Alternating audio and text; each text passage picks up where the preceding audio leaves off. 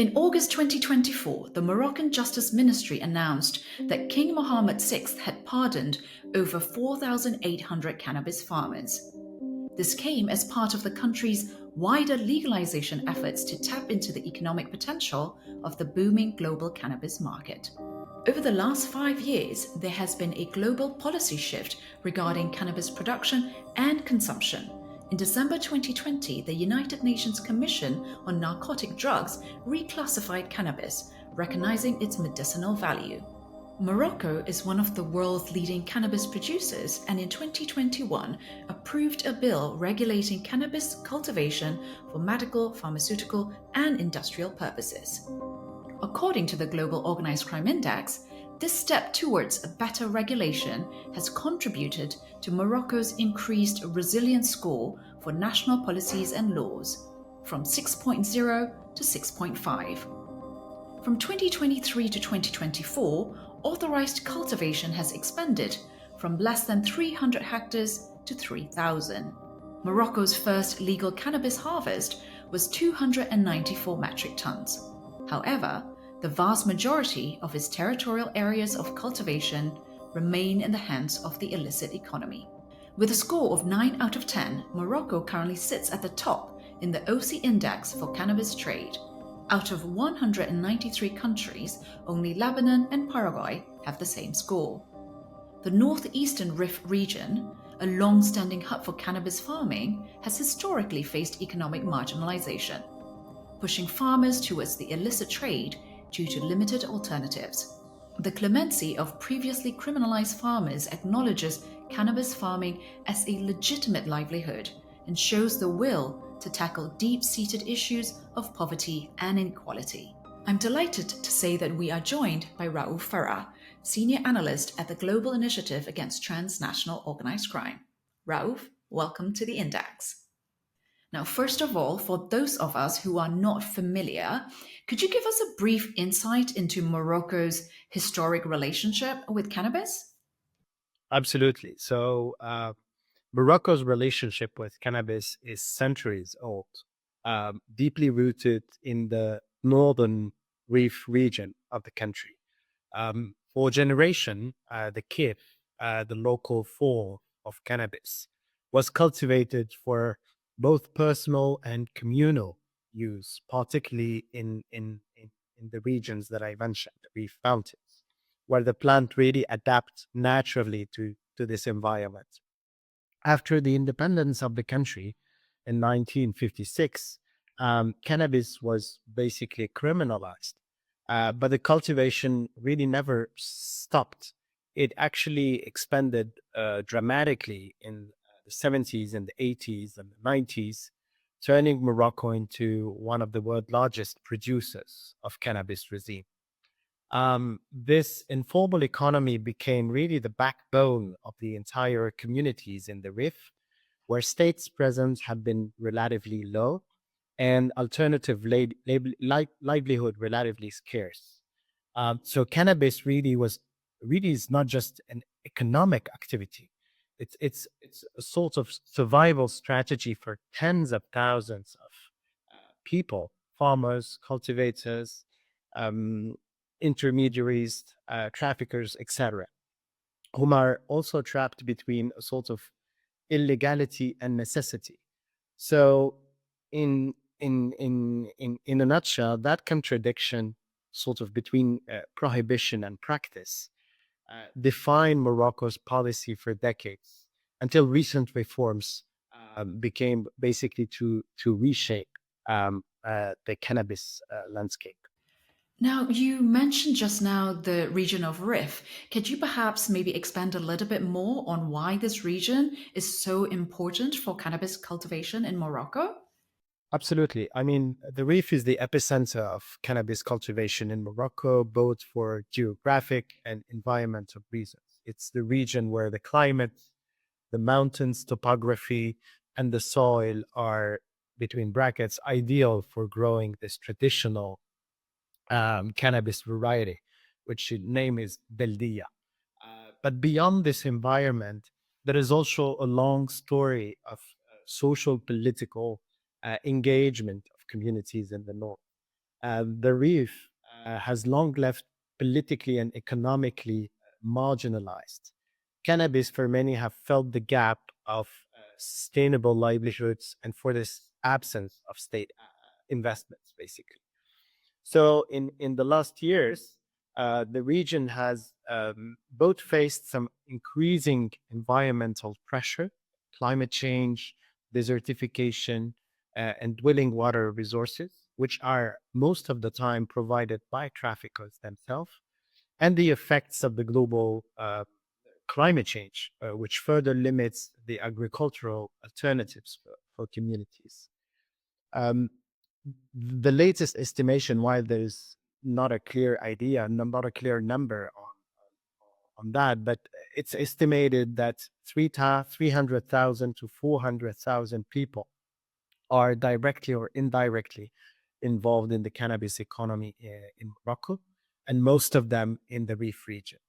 Um, there's also a long history of repression that bred distrust, the repression against the trafficking, but also repression against um, any political voices from the north, because these factors are interrelated. So maybe we'll have the chance to speak about this, but the recent reform and the last royal pardon are not just about regulation. They are about repairing, or at least repairing partly, a fraught relationship between the state and a region long left fend for itself. Yeah, so I definitely want to follow up on that, that legislative change, right? Because in the introduction, I mentioned that nearly 5,000 cannabis farmers were pardoned, and you alluded to that just now as well. What symbolic weight does that pardon carry? Yeah, as I said, this act goes really beyond the legality itself. It's about the legitimacy of of the state to engage activities, legal activities related to cannabis in the north. The pardon acknowledges that many people criminalized under this prohibition were not just traffickers; they were simply poor farmers, cultivators, people who are trying to make livelihood out of this uh, economy. By pardoning them, the state lowers actually the sort of threshold for entry into the legal market. It signals really a desire to include rather than to punish uh, some of the most marginalized communities in Morocco. So even still, the facts remain really uneven. Many farmers who remained on fruit for years uh, came back following this decision. Um, but many of them also remained off it because they were not sure that the pardon applies basically to them. So there is also this confusion over who qualifies for what and whether this gesture truly offer a long-term clean slate for the people of Arif. So in order for this reconciliation to work, I think legal clarity and better outreach are absolutely essential. Now, one of the things you said is that, a lot of farmers have sort of switched, but there are still many farmers who have not. So, what's hindering them from switching to authorized cultivation? Are there any incentives that the government is providing to encourage the switch beyond, the legal clarity that you mentioned just now? Absolutely. That's a very, very important question. I mean, there are several factors that explain the slow transition to legal cultivation despite the sort of new framework implemented by the new law and the new national agency related to cannabis production. The first one is absolutely and one of the most important one. It's the regulatory barriers. So basically, for farmers are required to join cooperative, use certified seeds, and ensure full traceability and bureaucratic engagement. This process can be really intimidating and costly for many small scale growers. So that's number one. Number two is the absolute limited absorptive capacity of the legal markets. And in 2004, in 2024, uh, over a little bit over 2,000 hectares were cultivated legally by nothing more than a few thousands of farmers. This is a very, very small fraction of the total cannabis growing land in Morocco. That means that most growers are still excluded, still out of the legal system, often because they cannot be accommodated within that system. The last and not the least one probably is the how illicit networks and cannabis traffickers are really entrenched within the local communities in the bay. Traffickers remain deeply embedded within the communities, providing for them access to water, seeds, um, providing them some cash in advance to recruit and pay people, and also because they are legitimate. They are much more legitimate than any bureaucrat who comes in these remote areas of Chefchaouen and others in the reef. So their role extends really beyond uh, beyond the capacity, I think, of the state to manage it from a very bureaucratic perspective. That's really interesting. But going back to the law, right, in 2021, Law 1321 was passed, and this law regulates cannabis cultivation. What would you say have been some of the biggest developments since then? Yeah, absolutely. So this law was at the core of the process of making or regulating cannabis cultivation in the country. The first big move after that was the establishment of the UNRAC, so the national agency or the national body regulating this activity. And just to repeat it, the UNRAC authorized or permitted cannabis cultivation for medical, pharmaceutical, industrial purposes, not for recreative consumption. The other big move was to provide the first licenses, which were granted last year, covering a whole range of activities from cultivation to processing to the import and export of seeds, but also to facilitating the creation of communities of workers. Um, but despite that, I mean, these are significant institutional efforts aiming really to transform an informal and a very criminalized economy into a regulated, internationally competitive one.